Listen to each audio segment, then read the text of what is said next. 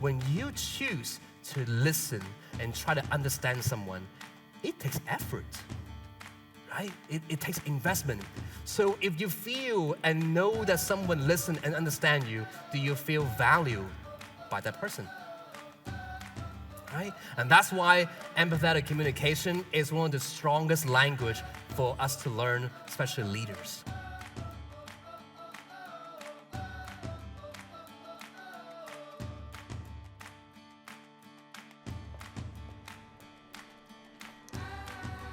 No matter the industry that you belong to, your people are always going to be the heartbeat of your organization.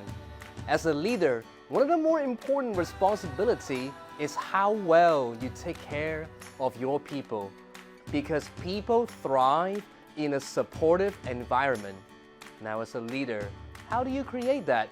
How do you take charge and lead with empathy? I believe I have a solution for you. So for the last 15 years, most people know me as a keynote speaker and a magician, but what they don't know is that at night, I am also an anonymous crisis line volunteer. Now what I have learned is that empathy and being empathetic is human nature, but there are communication techniques that can help you amplify your empathy to truly make someone feel listened to, understood, valued, and empowered. And these are the techniques that I will share with you in my keynote, helping you become an amazing leader that wins a team's trust by leading with empathy so you can help your people thrive in your organization. Even though you know this girl is not smiling at you, you swear that at first glance, you swear that she looks like she's smiling at you. But when you see it from the right perspective, you know she's not, right? What it shows is that when you make a snappy judgment on something, before you see it from the right perspective, you may get it wrong. And it's just like when you make a snappy judgment on someone else, before you see things from their perspective, before you understand their perspective, are you getting the full picture? If you can refrain from judging and listen to truly seek an understanding of the other person, you gain 4 things, all right? The first thing you gain is you gain the trust. Second, you gain the respect. Third, you gain a deeper understanding of them. And fourth, you gain a deeper connection with them.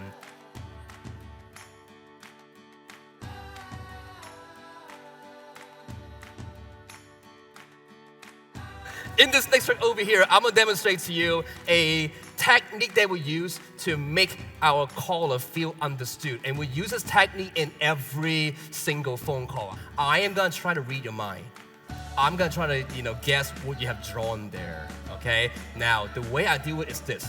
In a minute, I'm gonna ask you to name 5 random words. The reason why I do it is because it is ridiculously difficult to name a word that does not relate to your drawing. It's very hard, okay? So I try to guess from the 5 words you give me, I'm trying to guess if I can guess what you have drawn, okay? Sage, tennis, love, sport. Last one? Spring. Spring. Spring? Okay, so it's sage, and then tennis, and then love, and then sport, and then spring. 1 and 2 and 3 shows what I have over here, my friend. Yay!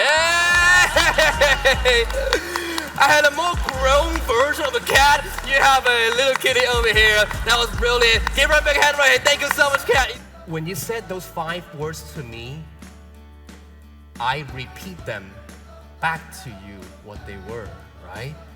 That's the technique right there. And that technique is called reflection. Here are the benefits of using reflection as a communication technique. And the first benefit is that it forces you to listen a lot more intentionally. Because if you know that you're gonna have to repeat back to them what they say, oh yeah, you gotta listen a lot closer. So reflection makes you a better listener. At the end of the day, it's not just about these techniques. is about one thing. It's about you being authentic and genuine. Do you genuinely have someone in your thoughts? Do you genuinely care and want to listen and want to understand someone? And do you genuinely want them to feel empowered because you showed up?